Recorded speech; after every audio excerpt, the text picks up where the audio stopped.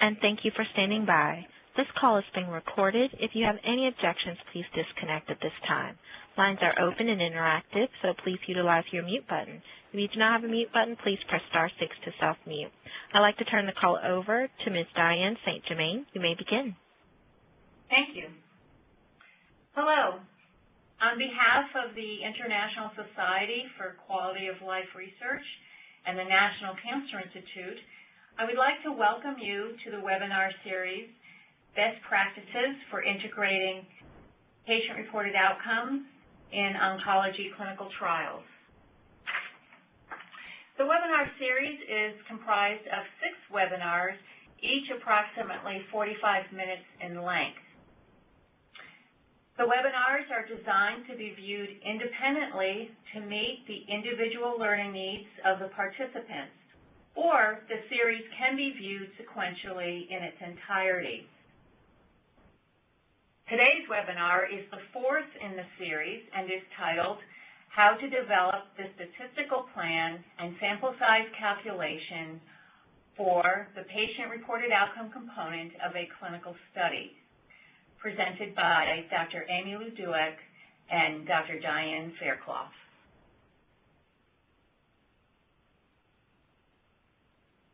Great. Hi, I'm Amy Luduek. I'm a biostatistician at Mayo Clinic, and today I'll be talking about how to develop a statistical plan and sample size for the PRO component of a clinical study with my co-presenter, Dr. Diane Fairclough.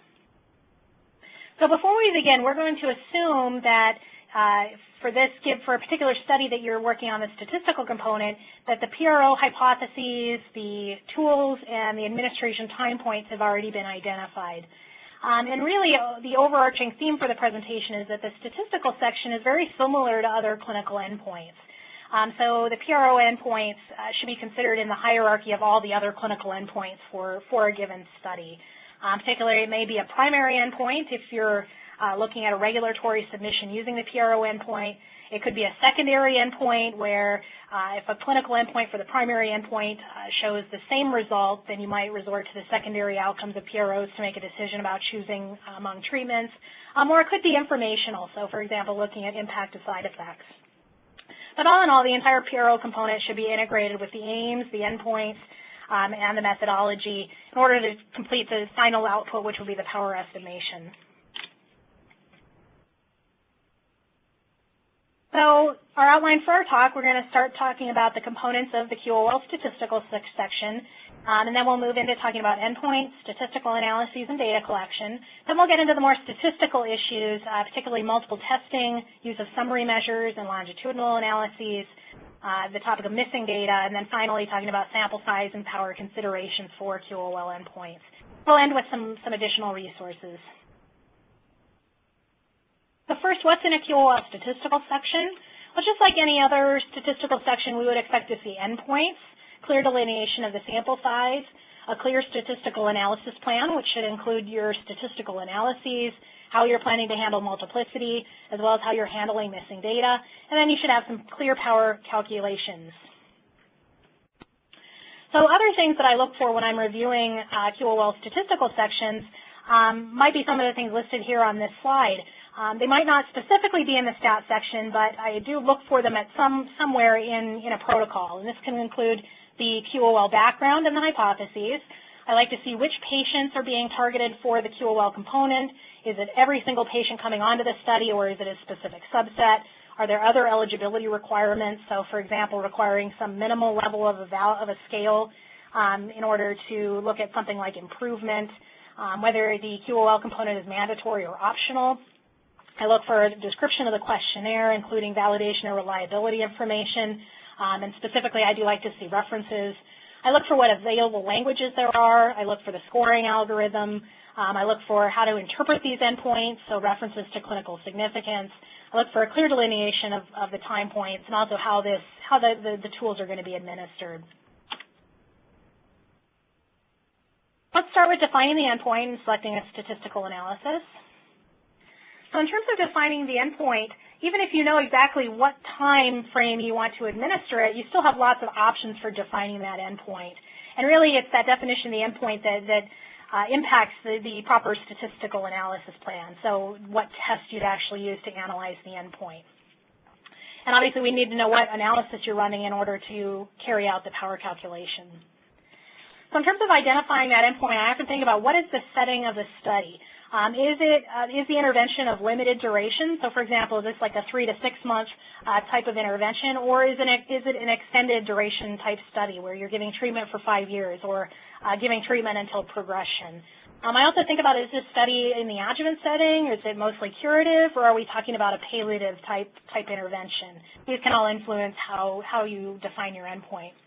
So for the limited duration trials, these are mostly the adjuvant type studies or curative intent type studies. So really, the endpoint should reflect the outcomes at the end of the trial. Assessments during the trial could be useful to characterize toxicity and endpoints. If long-term endpoints are equivalent, then these short-term endpoints could be useful. But again, it depends on the setting of the study. For the extended duration trials, we consider the typical example would be these palliative type studies or the studies where you're treating until progression. The PROs can be useful to describe the expected toxicity and the impact on QOL if your other endpoints, your clinical endpoints like survival or disease progression are equivalent. An interesting time point to try to capture are these time points right near the end of treatment, so near the time of progression or just immediately thereafter. You might consider using area under the curve over a predefined period rather than comparison at a specific time point because we have people on study for differing amounts of time. In the adjuvant setting, for extended duration trials, you might focus on outcomes after a window of time. So you might not want to necessarily focus on this early toxicity period, but more look at these more stable, longer-term outcomes in those sorts of studies. So as I said before, the endpoint that you select really dictates the types of statistical analyses that make sense. And this table here shows a range of possible endpoints and the suggested statistical analysis that would be performed if you selected such a time point. So for example, if we picked a time point, like a fixed time point, say here the example is a FACT-G total score at 6 months, you might compare that between arms using a t-test or Wilcoxon-Ring sum test, or alternatively, you could use analysis of covariance. Alternatively, there's ways to modify that fixed time point into a percent change from baseline at a fixed time point. You can construct various summary measures as listed here. You see that the type of analysis varies depending on that endpoint. Is it continuous? Is it a binary outcome? Is it a longitudinal type outcome? But we see a range of possible analyses here. All would be valid and considered adequate depending on the type of endpoint that you're selecting. So this graphic shows an example of a study where pain was measured weekly over 12 weeks. And just to show the possible different endpoints, even if we have the time points specified, there's still numerous different endpoints you could choose to analyze. So for example, we could look at a comparison at 12 weeks, and this might employ a t-test or Wilcoxon-Ring sum test, analysis of variance or analysis of covariance type test. Similarly, we could look at a more intermediate time point. We could look at 6 weeks. We could look at an area under the curve where we're comparing the total area under the curve between arms up to a particular time point. Or we could compare actual profiles, the longitudinal profiles over time between arms. So other analyses or other considerations for a given analysis plan should take into account any other design features. So for example, if your study is a randomized cluster design, then the proper analysis should incorporate that clustering feature of the design. In terms of intent to treat versus per protocol, the intent to treat approach is the gold standard, and it's considered unbiased due to the randomization, and really closer to evaluating the effectiveness of a particular intervention. Some recommend a per protocol analysis because it's closer to true efficacy, but really need to be careful here because it is subject to selection bias. And I typically use the per protocol types of analyses for descriptive purposes only, and I'm very cautious about using comparisons based on per protocol type definitions. All right, let's talk about other types of analyses. Particularly, let's talk about responder analysis. So a responder analysis is where we define a threshold for a change from baseline in a continuous variable, which is clinically meaningful. We'll see some examples here in a minute. But we really need to be careful about defining those thresholds, particularly whether the study is blinded or not. So if in an unblinded study, requiring a small amount of change may not actually capture clinically meaningful change in such a context. So the responder definitions actually could change depending on the setting and depending on whether blinding was present or not. But basically, in this type of analysis, you define, you essentially classify patients as either being a responder or as being a non-responder. And then the comparison is really based on this binary outcome. So the proper statistical test could be a chi-squared test, it could be a Fisher's exact test, it could be a Mantel-Hansel test, or any other type of analysis that could be performed on a binary outcome. So there's pluses and minuses to using this type of approach. On the plus side, it simplifies the statistical analysis and interpretation, and it ensures that a statistically significant result actually represents this clinically meaningful benefit. So you're capturing clinical meaningfulness and defining this endpoint up front. On the negative side, converting a continuous endpoint into a binary outcome does increase the sample size requirements. So you're losing a little bit of power by condensing this endpoint. Also, this threshold could be somewhat arbitrary, and we'll see some examples of that.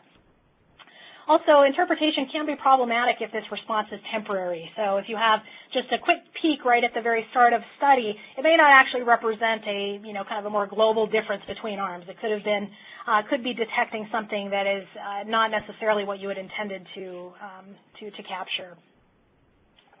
So this is just an example showing two different responder definitions out of a study that looked at pain. The first one being pain intensity palliation, and the second one being pain intensity progression.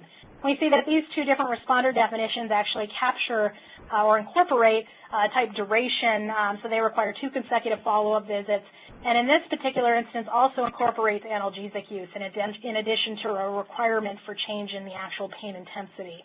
Same on the pain progression side.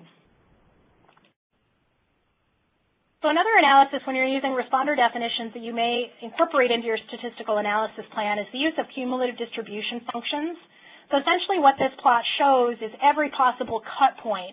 So what you're doing is checking to see that your responder analysis is not dependent on just this single cut point that you've selected. So specifically this graph shows in a continuous manner the outcomes, but it also delineates for 3 different possible endpoints the difference among the 3 treatment arms, showing that it's really not just a single cut point that's showing this difference. You're actually seeing it at multiple different cut points. Other types of analyses that you may think about including in your statistical analysis plan that is somewhat unique to PROs that maybe you don't see for some of the clinical endpoints would be confirming some of the PRO measurement properties. So this is an example where a responder definition was written in up front for this study, and it was defined as if greater than or equal to 50% reduction in the total symptom score for this particular measure. And what this analysis actually looks at is the relationship between the responder definition and patients' subjective global rating of how much they've changed over time. And so what this shows is that among patients that were considered responders, 86% of them felt that they were much improved, very much improved, versus 77% for those that were non-responders felt that they were minimally improved, no change, minimally worse, much worse, or very much worse. So essentially this is showing that this difference really was clinically meaningful to patients, that this was a noticeable difference in their scores. All right, let's talk about data collection, which is also important when we're constructing our statistical analysis plan. There's two components. Both I think about how we want to administer your PRO, and then also what is the additional data that we need to carry out our analysis, because both of these need to be written up front into the protocol. So in terms of administration, I often recommend that PROs be administered before other clinical assessments or procedures to avoid some kind of immediate negative bias if a patient is informed of both a negative or a positive outcome. I also think about strategies to minimize missing data, and I try to implement those up front in the protocol. So I think about what time points are feasible. I think about how compliance is going to be monitored prospectively. I think about how the system for data collection can be implemented or modified in order to maximize missing data. So in terms of other data elements that I collect in addition to the PRO scores, I often collect the date and time of administration. I'll collect the mode of administration or other administration details, such as the language of administration. I collect compliance information, including reasons for missing data, if there's a missed assessment at some point for a given patient. I also think about what auxiliary data I might need if I'm planning on using imputation later in my analysis strategy. So the other thing I think about, just to highlight some of these data requirements, I think about how I'm going to actually present these results after the fact, and I want to make sure that I'm capturing the data I need in order to fill in the details when I go to present it. So I often think about the Consort Pro extension, which was published last year, and the topic of a later seminar in this series. But shortly, this is the consort diagram that is recommended in the PRO extension. And specifically, the things that pop out includes citing specific reasons for missing booklets, also including information about the language, if assessments were missed because of language. I also think about reasons for loss to follow-up and making sure that I capture that information as well. And finally, at the very bottom here, ultimately we need to know how many patients are evaluable and really be able to delineate all the way through this flow diagram what's happening at all different levels in terms of who's missing data and who actually is providing data. These are all important to think about in terms of your data collection. So with that, I'm going to hand this over to Diane Fairclough. Welcome. I am from the Colorado School of Public Health and also a biostatistician. So multiplicity is generated by multiple endpoints. And in cancer trials, we have survival, disease control, toxicity, as well as our PROs. And they need to be integrated in the context of all of those endpoints. And it depends on the goals of the study, how we're going to incorporate those. In registration trials, we're going to have very strict control of type 1 errors. In early development, we might have loose control because we expect confirmation in a later study. But our strategies are going to depend on a lot of issues, a few of which are, which of the endpoints would most influence clinical practice. And so, in a palliative care, it might be quality of life, but unlikely to be quality of life over survival in a stage 1 population. So, and also thinking through what the path between the intervention and the distant outcomes are, which are the most proximal, which are the most distal. Okay. Part of the strategy is to establish a hierarchy of endpoints. So we'll have primary or co-primary endpoint, secondary, and then exploratory. If PRO is going to be part of a claim, in most cases, it will need to be designated as a primary endpoint. So there are multiple procedures for adjustment of the alpha values to minimize the type 1 error, and there's a whole family called gatekeeping or sequential approaches. So first, the secondary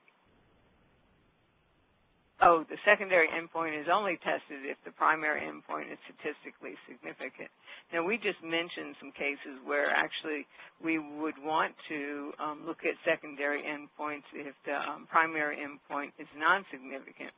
But that needs to be absolutely and explicitly stated beforehand if that's going to be the strategy. Developing that strategy post hoc is just not going to fly with the scientific community.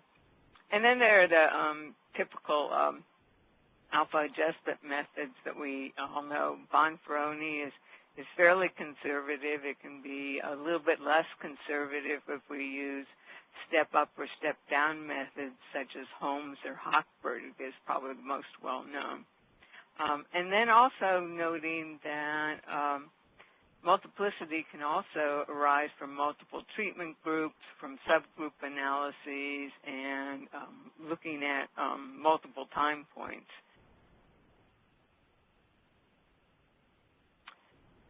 So one part of the strategy of handling multiple endpoints is to consider summary measures or statistics. Summaries over time have the advantage that they significantly reduce the number of tests. Examples are area under the curve, which really translates to the average difference between the curves, and or a mean of post-basement measurements minus baseline. And the choices will depend on what we expect and what's going to be important. Other summaries include those that are over measures. So the FACT-G total score is a sum of all of the subscales of the FACT-G. The SF-36 physical component is a weighted average of all of the 8 different subscales of the SF-36. They can be harder to interpret in some cases if perhaps 1 or 2 of those components change and the rest don't, or if components change in different directions. But if there are consistent changes over all of the components, then it actually improves the power to detect differences. So for example, what would you expect might be the best summary for this expected trajectory? Basically, we're seeing a steady decline over time, and so the slope would actually be a good summary statistic if we expected this kind of a trajectory. Alternatively, in some cases, we might expect a decline with the plateau or an improvement with the plateau, the summary statistic, particularly if we're interested in what happens at the later part of the study, might be the average of the later assessments minus the baseline. And finally, we might see a temporary decline, and we might consider maybe the area under the curve for this. In each case, it's thinking through what we think is going to be our expected trajectory and matching our endpoint to that. So now transitioning to models for longitudinal data.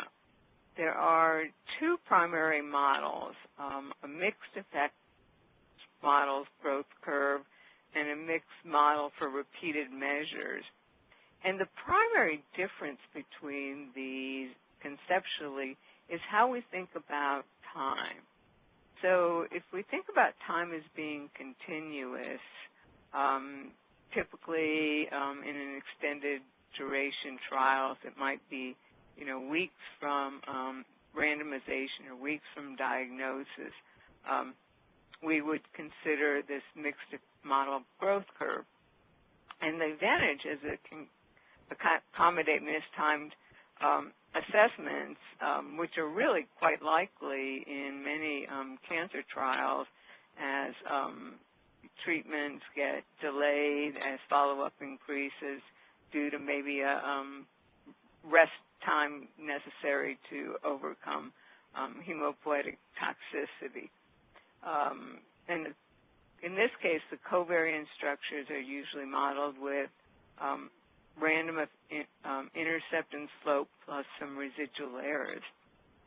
The mixed model repeated measures thinks about time as ordered events, and it's more typical of a study that has a small number, 3, 4, maybe 5 assessments totally, and the assessments are classified kind of as events. So, for example, it might be baseline, early on therapy, late on therapy, and then off therapy. And then the covariance structure is typically an unstructured covariance of K by K. And these models now are so standard that they can be implemented in pretty much every software package, SAS, SPSS, Stata, R, pretty much covers the majority of analysis packages. An important part of these models is that they're likelihood-based and that they assume that the missingness is missing at random, which will transition us right into talking about what do we do about missingness. So missing data in oncology studies is rarely missing completely at random, particularly the missingness that's associated with disease progression or mortality. It might be for administrative missingness where somebody forgets to do the assessment, but it's rarely random in for the unpreventable missing data. So what do we do? Well, the consensus is to use methods that assume missing at random with supplementary sensitivity analyses. The missing at random methods are generally biased when estimating change over time within treatment groups when there's substantial dropout due to disease progression or mortality, but are often robust when comparing the differences between two treatment groups.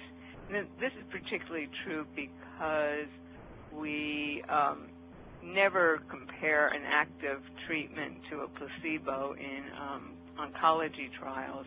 We're always comparing two active treatments. There will be very rare exceptions where these sensitivity analyses are not needed. I actually have one adjuvant trial that I was associated with, and we had less than 5% missing data over the whole study, and so the sensitivity analysis in that setting is unlikely to make differences. So what do we do? Well, the first thing we do is we avoid methods that assume missing completely at random. And these include limiting the analysis to only those patients who complete all the assessments.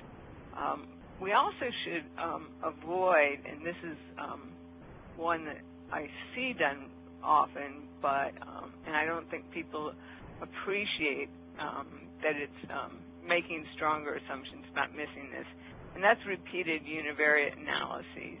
And that could be just looking at a single time point or the time point relative to baseline.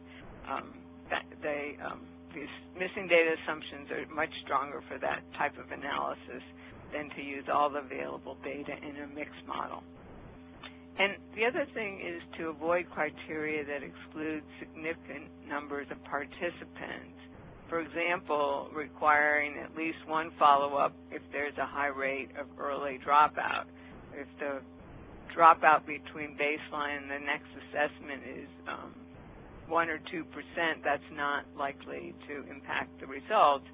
But if it's 25%, that's going to create significant bias by excluding all those patients.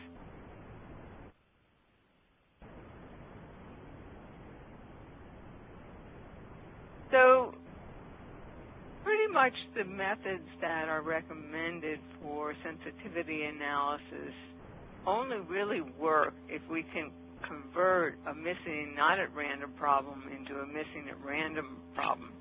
So in imputation, we basically hope that we have auxiliary information that, conditional on that information, the data become missing at random.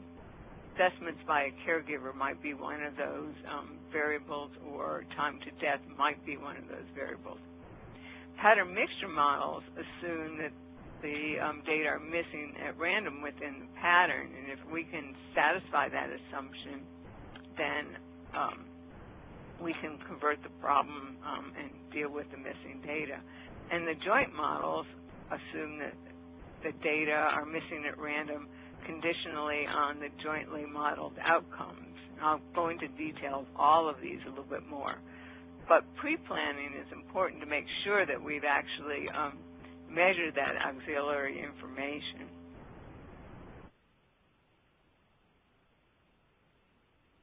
So multiple imputation is becoming a very, very popular method, and it's readily available in most software. But unfortunately, a lot of times it actually makes the problem appear to go away, but it hasn't really solved the problem. And it's a lot of work to get results that would be similar to a reference model, those mixed models, unless there is that auxiliary data that's strongly correlated to both the outcome and the missing data mechanism. Otherwise, the missing data, the values that are imputed under the missing at random assumptions and results will be similar to the maximum likelihood models. Note that these auxiliary data would not be variables that could be covariates like age or gender, but rather something that's more typically a surrogate variable for that would be affected by the intervention. So it might be, as I mentioned before, a caregiver's assessment, or it might be time to disease progression or to death.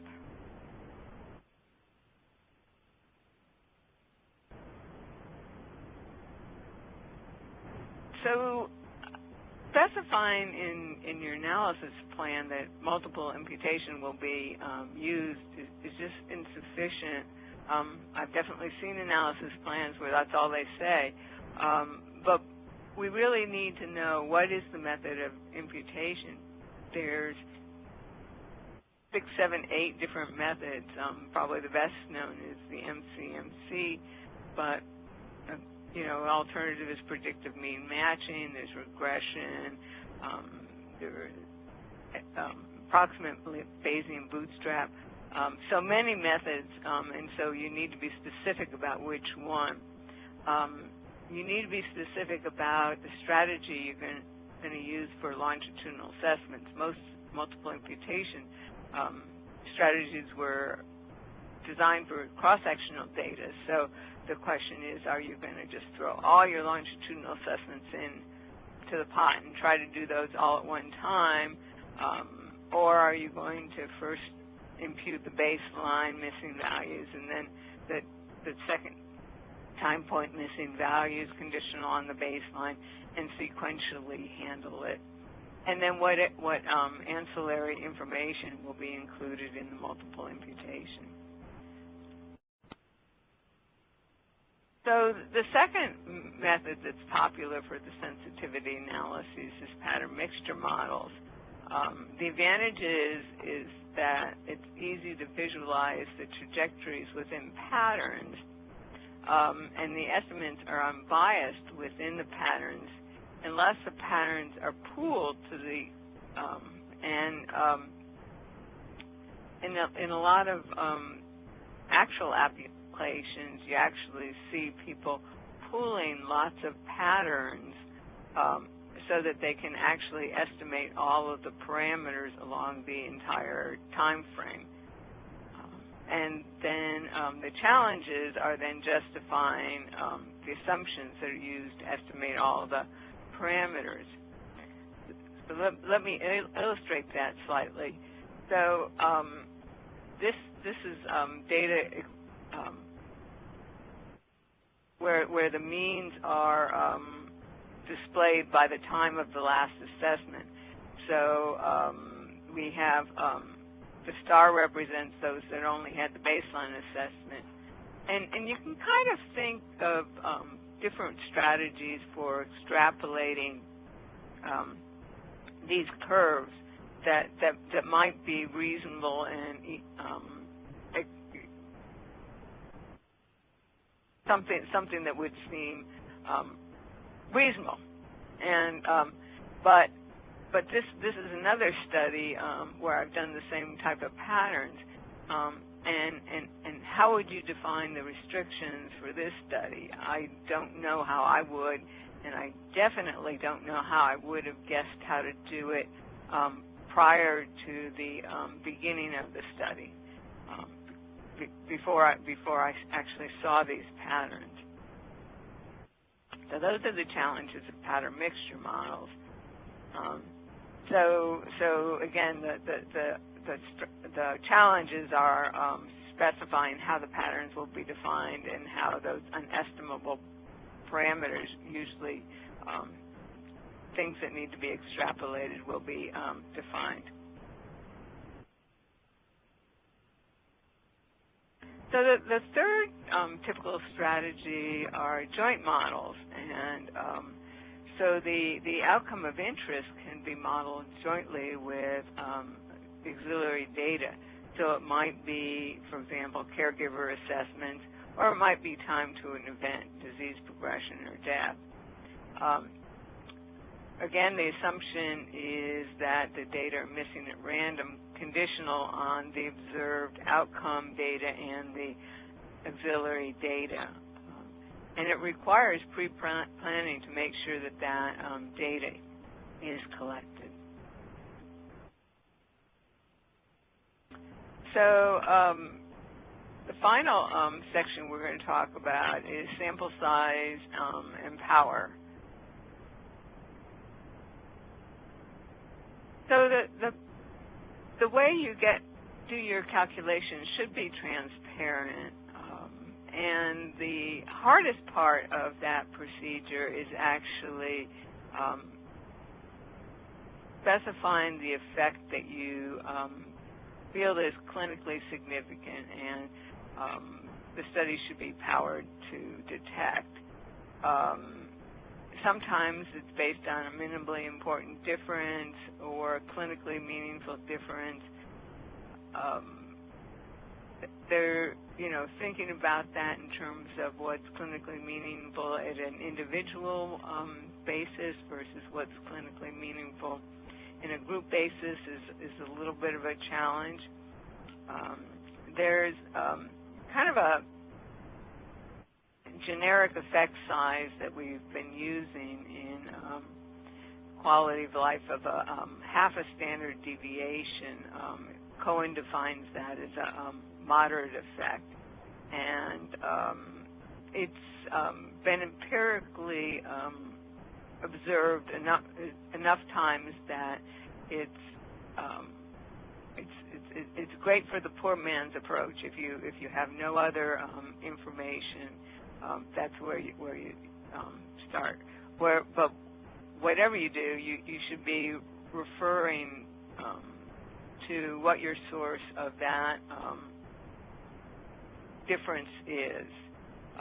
The type 1 error alpha is typically 0.05, but it might vary if you're using a Bonferroni for handling multiplicity or some other method. And power is typically defined at either 80 or 90%. The sample size calculations need to incorporate how we're going to handle missing data or the expected missing data rate. So for the simplest case, if we were just comparing means at two different at one different time point that we had pre-specified, and we said we wanted to detect the half a standard deviation, we need 64 patients per arm or 120 patients total. Let's say we then expected 20% dropout by that time point. well, then we would inflate it for the missing data, and that would require 154 patients enrolled. If alternatively our outcome was binary, we use a typical chi-square calculation. If we wanted to detect 30% versus 15% with 80% power, we'd need 121 patients per arm and 242. Do we also inflate this for missing data? Well, maybe, but if we're going to use the responder definition that Amy Lou talked about beforehand, we actually classify patients with missing data as non-responders. But that needs to be clear in our statement of how we've derived our expected sample size. What do we do with longitudinal endpoints? Well, the first step is to really define what the endpoint is and how it is defined as a function of the repeated measures.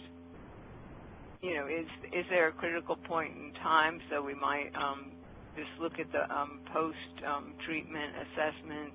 Is there a summary measure, an AUC, or a mean of the post-baselines? The example I have here is the average of the last two assessments minus the baseline as a summary measure. The second step is then defining what the expected differences are at each time point. So in this trial, we expect no difference at baseline, but possibly a 5-point difference at each of the follow-up assessments. And then we have to specify a working covariance. So in this case, I'm going to assume that the standard deviation is 15, that's sigma. And I'm going to assume that look at different scenarios for correlations between 0.5 and 0.8. And that's a pretty typical range for patient-reported outcomes of the correlation over time. So this is a little bit simple assumption of a working covariance. The third step is then to calculate the delta associated with our summary measure data and the standard deviation of that summary measure. And so we basically take linear combinations of those values. So we're going to take a weighted average of the 0, 5, 5, 5, and it turns out that that's going to be 5. And then we're going to do some pre and post multiplication of the covariance structure, and the result is 1.5 times 1 minus the correlation times the standard deviation squared. And then the fourth step is basically, now it's the easy part, we basically can put the delta theta and the difference and the standard deviation in a standard sample size calculation. And in this place, we're going to use rho equals 0.5. That will be the most conservative of our sample size calculations. Oh, going back, we also need to inflate that for dropouts still. So I'd like to thank you. We basically have given you a 30,000-foot view of a very complex issue, and occasionally dropping down to ground level, but there is a long way to go from this brief presentation. And some other resources that you ought to consider looking at as first steps are the FDA guidance document, some general PRO statistical consideration, 2 papers, and I guess this is a conflict of interest, my book, that talks about missing data in the design of analysis quality of life studies. Thank you.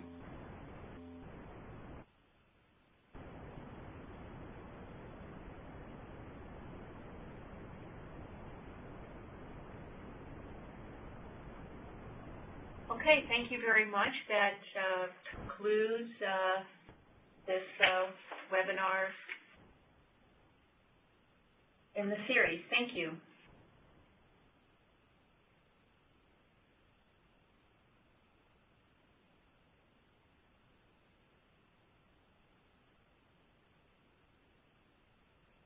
Thank you for your participation in today's conference. All parties may disconnect at this time.